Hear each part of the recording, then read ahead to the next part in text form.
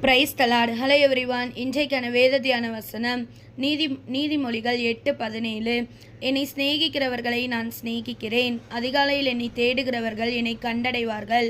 கர்த்தர் இன்றைக்கு நம்மளை பார்த்து சொல்கிற வார்த்தை என்னென்னா, இந்த உலகத்தில் வாழ்கிற நம்ம ஒவ்வொருத்தரும் நம்ம குடும்பத்தில் உள்ள நம்ம உறுப்பினர்கள், அதாவது அப்பா அம்மா, அண்ணன் தங்கச்சி, மனைவி, கணவன், பிள்ளைங்கள் அப்படின்னு சொல்லிட்டு நம்ம கூட இருக்கிற அந்த உலகத்தாராக இருக்கிற அந்த ஒரு ரிலேஷன்ஷிப்பில் நம்ம எவ்வளோ முக்கியத்துவம் அவங்களுக்கு கொடுக்குறோம், நம்ம அவங்கள எவ்வளோ தூரம் நம்ம அவங்கள நேசிக்கிறோம்.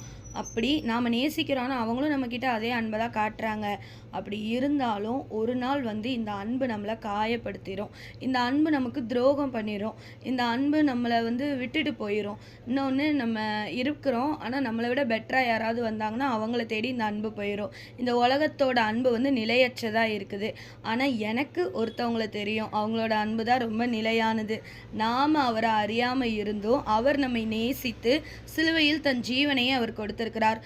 அப்போ பாருங்களேன், அது எவ்வளோ ஒரு உன்னதமான அன்பு, உயர்வான அன்புன்னு. அவர் தான் பாவிகளை நேசிக்கிறவர், நம் கர்த்தராகிய இயேசு கிறிஸ்து. இன்றைக்கு நாம் அவரை நேசிக்கிறவங்களா இருக்கிறோமா, இல்லை நம்மளோட அப்பாலேருந்து ஃப்ரெண்ட்ஸோ அப்படின்னு இந்த உலக மனுஷங்களாக இருக்கிற யாருக்கு நம்ம முக்கியத்துவம் கொடுத்து நம்ம யாரை நேசிக்கிறோம் நம்ம சிந்திச்சு பார்க்கலாம். ஆனால் நான் என்ன சொல்கிறேன்னா, இவங்களெல்லாம் நம்ம ரெண்டாவது பட்சமாக வச்சுட்டு நம் கர்த்தராகிய தேவனை நம்ம நேசிக்கும் போது நாம் நேசித்தாலும் அவர் நம்மளை அதிகமாய் அவர் நம்மை நேசிக்கிறவராக இருக்கிறார்.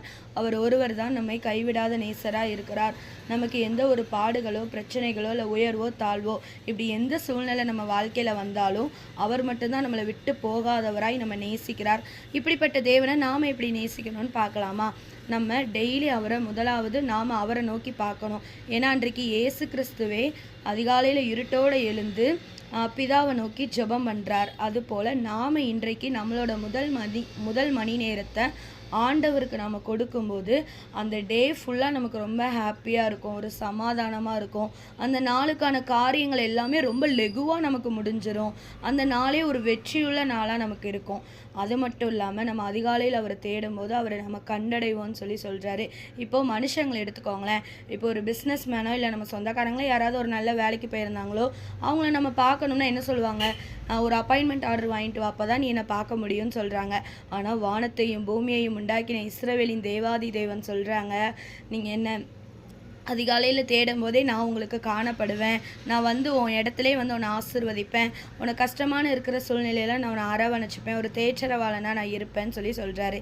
இதுக்கு மேலே நமக்கு என்னங்க வேணும்? அதனால் டெய்லி நம்ம அவரை நோக்கி பார்க்கிறவர்களாய் அவரை நேசிக்கிறவர்களாய் நாம் ஒவ்வொருவரும் இருப்போம். தேவன் தாமே நம் ஒவ்வொருவரையும் ஆசீர்வதிப்பாராக. ஆமேன்.